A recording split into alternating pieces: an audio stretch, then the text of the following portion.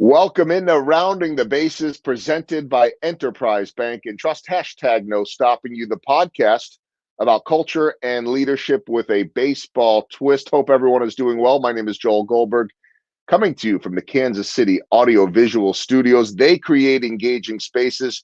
Check them out at kcav.com. If you need to connect with them, I can make that happen with Alan Landever, but they do amazing work indeed.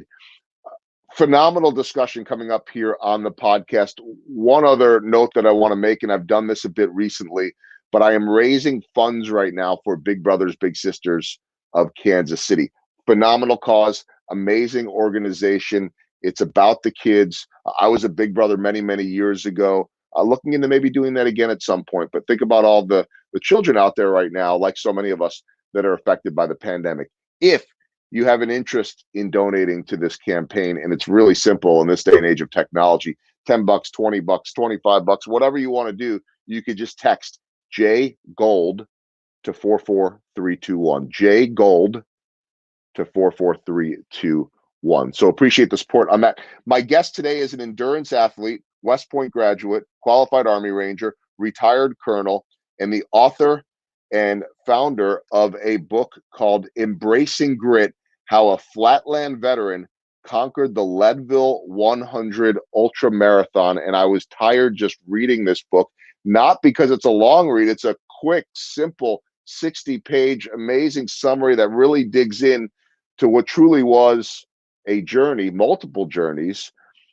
I'm just tired because I'd be tired after 1 mile. It is good right now to visit with Tony Hofmann, Hofmann, if you are looking for him. And Tony, it's great to visit with you. Colonel Hofmann, I don't know how you did it. We'll get into that in a moment, but thanks for joining today. Joel, thanks for the opportunity. Thank you for what you do for the community and for the Royals and everybody else. So thanks I'm excited to be here. Thanks.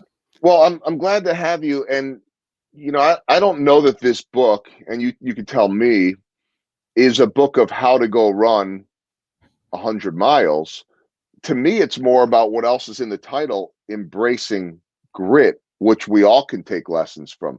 Tell me about the idea and the thought behind writing about what was such a personal experience back in, well, you ran it 3 times, I believe, but 2014 is when you completed it. Why was this so personal to you? A couple things, Joel. I've always been intrigued by Leadville for a variety of reasons. The toughness of it. I had heard about the Leadville 100. Been doing marathons for 30 years in November. Next month will be 30 years doing marathons. Wanted to up the game a little bit in 2013, so jumped from a 26.2 mile distance to the 100 in Leadville, which probably not the smartest move, but I kind of knew what I was getting into. So what's important to me, you hit on it, it's bigger than just a 100-mile race, etc. This was really meant to inspire others to maybe do something out of their comfort zone, and everybody will have to define that for what it is for them. Grit to me is putting yourself on that personal journey to do something that you didn't think you could do, taking all of the necessary actions to maybe help make yourself get through that journey, but not knowing what that end result might be. So you really don't know where that journey is going to go, but you have taken the step to embrace grit and put yourself on that journey. And that really is what I'm hoping the readers get out of it, more than just the 100-mile piece and my crew, etc. Although that's also compelling, I think, as well. It's very compelling. It was on my list of what I wanted to talk about, because no matter what you do in life, there's a good chance you need to rely on a team. And so Team Leadville for you. And I do want to talk about the team in a minute. By the way, Tony is the director of public works for the city of Overland Park. And so I think, and I'm guessing, there are probably lessons from all this journey that apply to that too, in terms of teamwork, in terms of pushing through a pandemic right now. But I want to go back a little bit for those that don't know, for the everyday people like me that will never run a marathon in their life, that sit there and say, I could never imagine running a marathon. Now, I believe that with the right training and the fortitude, maybe I could get there. But the thought of 100 miles is unbelievable. And this isn't just, hey, let's go run 100 miles from Kansas City towards Columbia, Missouri. This is up in the mountains. What is it about Leadville that is so unique? Well, it's the highest incorporated city in the U.S. for starters. 10,200 feet is where it sits at elevation. This particular race peaks out at 12,600 feet at what's called Hope Pass. So it is a endurance event in some very challenging conditions, Joel. That alone, Leadville is a hard rock mining town. Tough, gritty town. I love the blue collar aspect of it. I know the founder of the Leadville Race Series very well, Ken Klober. Tough individual. So I have a lot of respect for the city. And something that you or your listeners may not know, Camp Hale near Leadville was a training base for World War II folks to prepare them for high altitude endeavors in World War II. Had about 20,000 U.S. Army soldiers at one point and closed in the 60s. So there's a unique military aspect to it, but also just the grittiness and toughness of the city kind of led me to Leadville and that particular venue of 100 miles. And by the way, we're going to keep working on you, Joel, because I've had a lot of folks say that about not doing the marathon, but 11 of our 56 runners in the Team Leadville never completed a marathon prior to doing that. So we'll keep working on you. If you want to push, I'll listen. And look, if you can get me to run 3 miles, that would be amazing. I never seem to make it past 2, but we'll have that discussion at another point, because I am someone that embraces grit. I maybe do it in other ways. So I know that grit and that ability to embrace it, it's a good thing, is there. I want to go back before we talk more about Leadville. And this is not, as I mentioned, just a race from point A to point B, and it is not a one-person type of event. You really do have to rely on a team, and there is a whole process to this beyond just the training. But how much did your Army background set you up for this? Because what I have always heard from former Rangers is if you can make it through Ranger school and some of that training, the way they break you down and the way you can barely walk when it's done, that you may be able to do anything. And I don't know if that translates to Leadville or not, but how did your Army background shape you? I think in this case, Joel, the physical and mental aspect was a good fit for tackling an endeavor like the Leadville 100. The big difference, though, is duration of, say, Ranger School of a matter of weeks versus, obviously, this is a shorter duration event. But the big difference between physical and mental with a 100-mile race, especially in Leadville, is the nutrition aspect. It's a piece that you kind of have to figure out. You can figure it out in training, but then once you get up into that altitude, it starts to impact your gastrointestinal system, etc. It's often been described as living a lifetime in a day. I agree with that, and the highs and lows. And also, it's a running contest or eating contest with running thrown in. So you've got to take in enough calories, about 250 calories an hour, because if you don't, it starts impacting your mental aspect, and then it starts impacting your physical aspect. So I think the military background did prepare you to a certain extent, but after that, it's a matter of figuring out the nutritional aspect, and that's really on the individual. So, as much as, say, Ranger School, et cetera, prepared you, there was a lot of other aspects that needed to figure out on this particular race. MREs aren't going to cut it? No, they'd probably cut it. I'd get more than 250 calories an hour. Didn't have any there available, but yeah. So that's a different component that is really an anomaly with this particular race. All right, so let's talk a little bit about the teamwork, because to me, when I was reading your book, I started thinking about the way a NASCAR driver has a team. There's no way he could do it without that team, and all the little nuances and setting everything up. The difference is you're the car, right? And they've got to make sure that you're where you need to be. Tell me about your team and all the different aspects of it. Yeah, great point, Joel. Team is important. Some runners don't utilize a crew. I did, and my brother-in-law, Tom Schickton's, and sister, Anita, she was not out on the crew, but they were vital in preparing me. But Tom has crewed me 3 times out there, and it's critical to have about 3, 4, 5 people. You can have a pacer. They can't. They can maybe guide you along after 50 miles. And that's another critical aspect, especially at night. But they have a tough job. The crews go through a lot. One, they have an angry runner, a runner who's gone, 50, 60 miles. We're not in the best of very nice at that point. We're cranky, I should say. And the crew has to stay up as long as the runner does and move from point to point during the day and at night and figure out where those stops are going to be. And then most importantly, when the runner, kind of the car comes into the pit crew, what are the needs of that runner that they don't know about, and how are they going to get the runner the food, nutrition that they want without knowing ahead of time? So it's kind of as the car comes in, you're not sure, hey, does it need new tires? Does it need fuel? What are the issues with the particular runner? So the crew vital and very important. I would not have made it without crew and Tom and others guiding me along the way. And I'm thinking that the car, once it's left the garage, is not the same in the middle of it or wherever it is, and you don't know exactly where or how it's going to go, right? I mean, you can map this out all you want until your body and your mind starts telling you something. Well, absolutely, Joel. And the second time, I didn't complete it the first time. I got pulled off at mile 60, as you alluded to, in 2013 for not making a time cut. But so essentially, the second time around, the next year in 2014, when I decided to go back, you're in uncharted waters after mile 60. So you still have 40 miles to go. It's going to be a nighttime slog. It's 30 degrees out. It's dark. And now you are truly in uncharted waters, and the crew is not accustomed to that as well. So you're kind of building the airplane as it's flying, so to speak, to try to grind it out in this particular event for us non-elite runners.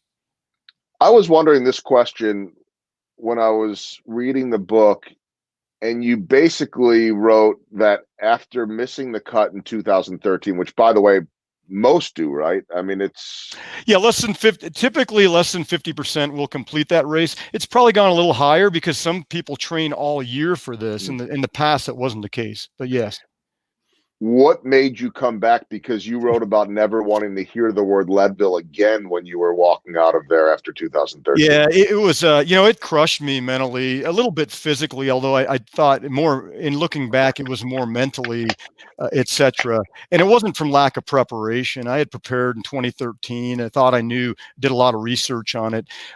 Really, it was taking a step back. Really, a couple days after the race, my brother-in-law Tom and I really said, "Hey, we did some good things out there. 60 miles, didn't get it done, but we had a lot of lessons learned. And the question is, do you want to go back, and do you want to make that grind again, the preparation?"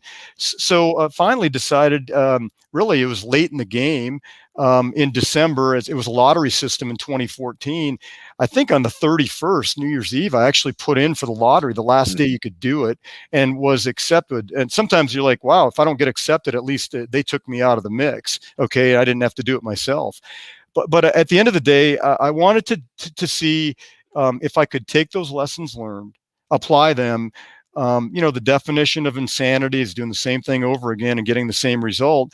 We adjusted some things. I adjusted some things on training, adjusted a few things on crew and pacers, and we were fortunate enough to complete the race. The other thing, Joel, coming from 900 feet here in the Kansas City area, the margin for error for a non-elite athlete, I've just kind of come to realize is really razor thin. I was actually in better shape in 2016, just ran out of energy and got to mile 70 and didn't make the time cut. So it's just razor thin, and you just got to know that coming in as a non-elite athlete. And it's just part of the gig going out there. No excuses. It is what it is. And you plan and prepare as much as you can and put yourself on that journey. Again, not knowing what that end result's going to be. I wonder from a mental standpoint what it's like not to complete it, because that has to be just the greatest feeling ever of accomplishment for not just you and your team, but the other side, as a guy that is wired to compete, as a guy that was wired from your Army days to win, to accomplish whatever that mission was, with the team around you, and now the odds are stacked against you. In baseball, to me, the best baseball players are the ones that can handle failure, but they also do it 3 to 4 times a night, and they come back and do it tomorrow. This is potentially a year's worth of preparation that may very well lead in failure, if that's the way you look at it, in terms of not completing. So how did you process 2 of those 3 times not being able to do what you set out to do? Well, the first time was kick in the gut. You're not accustomed, really, we all want to achieve what we set out to do. And wasn't really accustomed to not completing something. And I didn't quit. And that's a key aspect, I think, in it, is not quitting, and pulled off the course due to time. So I think, it was hard initially, because you feel like it's a failure. But what I've learned through that process, Joel, and we'll probably chat about this a little bit later in this podcast as well, and live stream, is it's not about failure or success. It depends how you define that. But it certainly was a kick in the gut. And I initially felt, wow, I just didn't get it done. It's a little bit heart wrenching, but at the end of the day, it's just a race. And I think really looking back, not saying it was beneficial, but you look at that journey and say, hey, there were still a lot of good things that came of it, but it took me a while to get there, to wrap my head around that, Joel. I want to talk about some lessons learned, which I think, and I'm sure that you have taken into the quote unquote real world, and whether it be professional, personal. I know that there's so much you could pull out of something like this. And by the way, this isn't the only thing that Tony is doing. I know that there are other races and marathons and all that type of stuff. But I'm wondering what you learned about flexibility, adjusting. I always tell people all the time, it's what I say in baseball terms, is hitting the curveball, that nothing ever goes as planned. Obviously, that's the case up in the mountains there under the most extreme situations. But what did you learn about flexibility and the need to adjust? I learned a ton, Joel. It's really training yourself to get comfortable being uncomfortable. You have a plan, and that was really what I applied in 2014. Was the plan is great. It's kind of the Mike Tyson piece. It's great to have a plan until you get smacked in the your first punch is landed. I think it's knowing that you have a plan, and then you're ready to adjust with whatever comes up. And that's going to be the norm in an endurance race like this. And it's adjusting on the fly. It's keeping calm, which I was unable to do. I had a marathon mentality in 2013 going into an ultra. That was a huge lesson learned, is you got to roll with the punches. Just get to that next checkpoint, that next aid station, get some food, and you can rally. You've got to rally from the low points and the high points, and keep it on a steady piece. Again, the emotions out there on a 100-mile race like this in Leadville are up and down. It really literally is living a lifetime in a day. In this case, just under 30 hours. So learned a ton, and that's applicable. I think I still apply it to my day-to-day. To look, it's just not that big a deal. Deal with it. Things change, and for me personally, it was a lot of lessons learned that I apply still to this day. Well, I was wondering about that too. I mean, in your role as director of public works for Overland Park, stuff happens, of course, like any other job, but you have a lot of people relying on you. Add in the element right now in 2020 of a pandemic, winter coming, not knowing exactly how things are going to go.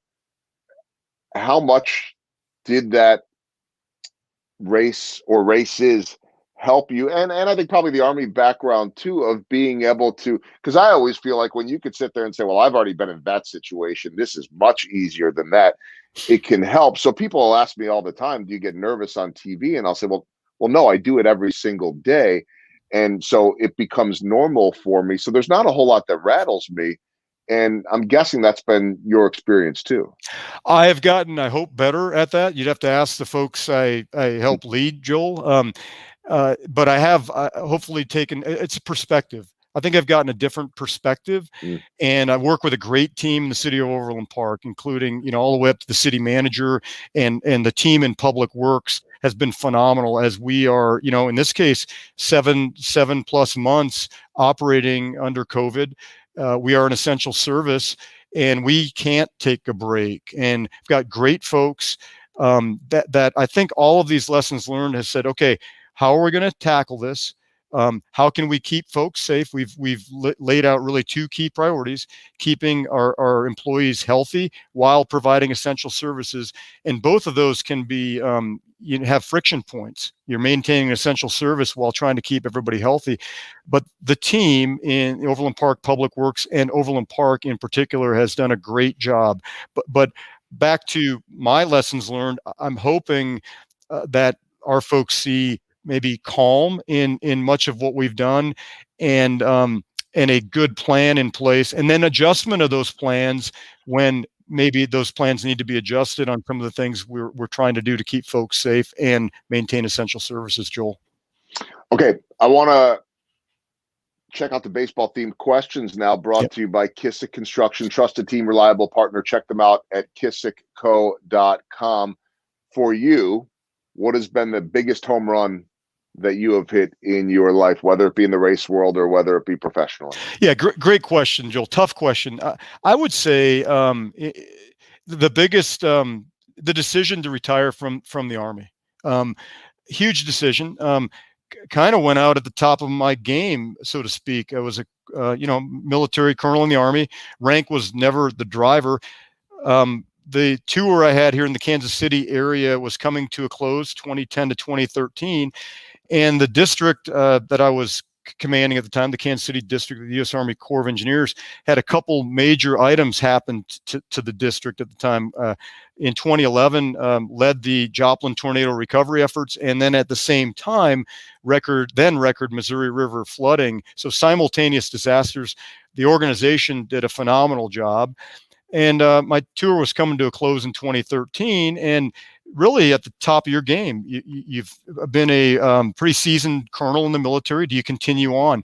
But that decision to retire from the Army was probably the most important, I guess, home run, so to speak. What it did was caused me to, it was a family decision, great decision, and in retrospect, the right decision for our family. Initially, kind of hard to get out of that, but you're somewhat institutionalized after 26 years in the military. What that allowed me to do personally was really kind of, who are you? What are you about? The military kind of defines that for you. And I was able to make the decision with my family to leave the institution on my terms, but then focus on other aspects. And heck, I'm talking to you today. What an honor. Seriously, who would say that Tony Hofmann's going to talk to Joel Goldberg, today? That probably would not happen in some of the things we're doing. So the decision to leave the Army was the right decision, and the home run that has allowed me to round the bases, Joel. Okay, well said. The honor is equally mine, because I feel like with the platform that I have, I get a chance to talk to so many leaders and colonels and generals and people that I was always in awe of, that I never thought I would have that opportunity to. So there's a nice synergy, in my opinion, there that enables us to cross paths. What's the biggest swing and miss you've taken, and what did you learn from it? Where do you start? Let's talk to my wife or family. I mean, I got many swings and misses, but I think that the best one, as you alluded to, was the 2013 attempt at the Leadville 100, first ultramarathon, and not making it. Massive endeavor.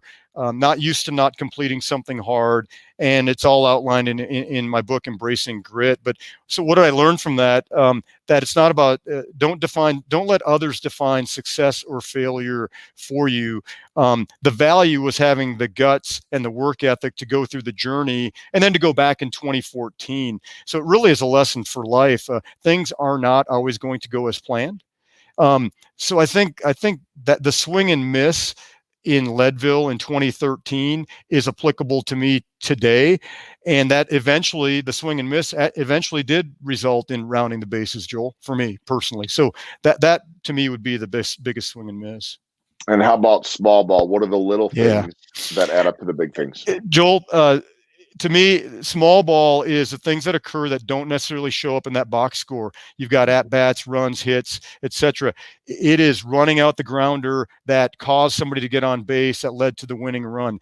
To me, small ball is the compilation of all the little things that nobody sees that result in impacting the final result. So that to me is small ball, and that requires studying, et cetera, to be prepared. But small ball eventually will win games. So much of small ball goes into that Leadville 100 too, and Absolutely. all of those little things that you know and that your team know about that the rest of us don't know, but we're hearing about today. Okay, four final questions as we round the bases. The first one is this. It's your expertise. You've become an expert in this topic because you've written about it. What is your definition of grit? Definition of grit is putting yourself on a journey, doing the necessary work that you think is going to get you the end result of that journey, but not knowing what the end result is going to be. It's having the courage to put yourself on something that's going to be very challenging, having the courage to do it, but you don't know what that end result is going to be. If you know what the end result is going to be in something easy, that's not really a journey of grit. Grit is not knowing what that end result is going to be, putting the work in, and knowing that that work may go for naught to a certain extent. So that to me is what grit is all about. Sidebar follow up to that too. Yeah. Grit during this pandemic, and I'm not just whether it be in the workplace, whether it be at home, trying to get through what is a very difficult time. Put the politics aside for a moment and just understand that everybody's uncomfortable right now in some form or another. Everybody has dealt with disruption.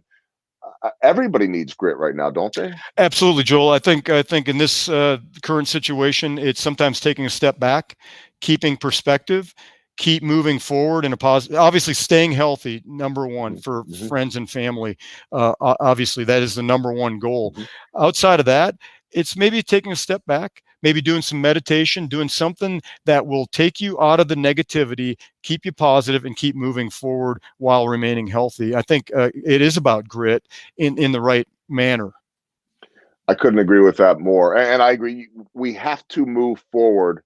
And I say that in a way of moving forward while still staying safe. Yeah. And moving forward could have a lot of different directions. I was talking with someone this morning and I said, sometimes it's just, what can you accomplish today to feel like you're pushing forward? And it might be just checking something off of a list, but in these days that, there was that stretch for a while where we all were saying, I don't even know what day of the week it is at this point, and everything was blurring together. And I think just to have some purpose along this journey, that helps. Okay, second question as we round the bases, I want to ask you about the amount of money you've been able to raise during these endeavors and some of the famous people that you've been able to see along the way. Absolutely, Joel. Well, Team Leadville established 2015. It's a high altitude marathon team that starts and finishes as a team. The the race is the Leadville Trail Marathon. So very unique for Team Leadville is we start and finish as a team, 26.2 miles, going up to 13,185 feet at Mosquito Pass. We have raised over $216,000 in our 6 years of existence. 5 of those years has supported Warriors Ascent, a 501c3 nonprofit that here in Kansas City that helps veterans and first responders overcome post-traumatic stress and is linked to the Coffin Logan Addiction Center. 2018, we did have some celebrities out there, including former Major League Baseball player Eric Burns. Eric is awesome, and he brought his own team of high caliber folks, including Michael Kowalski, Mitch Hall, former Navy SEAL that helps Hollywood with movies on that sort of thing. And then this guy named Lance Armstrong showed up to run it with them. And I will tell you, they were awesome. Kept a very low profile, but Eric Burns was the leader of that group, and I really it was kind of special for our team to interact with them, and they were all awesome. Third question as we round the bases, what is it about the Boston Marathon that is so special to you, and how many have you run? 13 Boston Marathons, including this year's virtual, Joel, 12 in a row. Very proud of that. It's the gold standard for marathoning. Oldest marathon was consecutive running till COVID. Oldest marathon in the world. It is the interaction with the people and the history of that race and the fact that it is the number one marathon in the world. That is why I try to keep coming back. It pushes me to stay in good enough shape to qualify. I believe in qualification there. And for me, it's a tough standard to do. That is why Boston is special.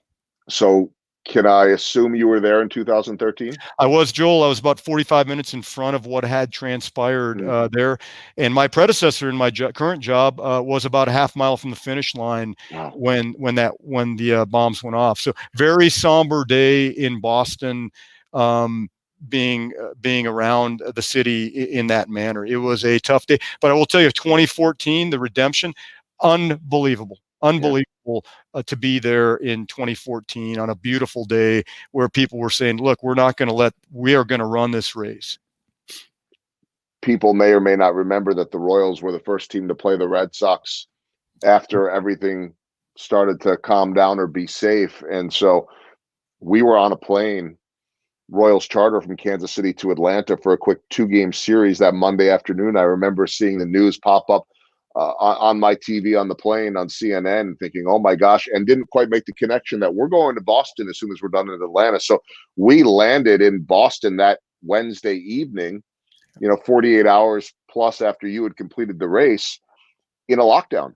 Yeah. And then sat in the hotel lobby that Friday afternoon waiting for a word from MLB that the game was canceled at 3:30. Players don't show up at the ballpark at 3:30, and so we were the first ones back. So the images and just everything with that city that went on, very strong for me being there 2 days after you. Joel, if I could, a couple items on that. Yeah.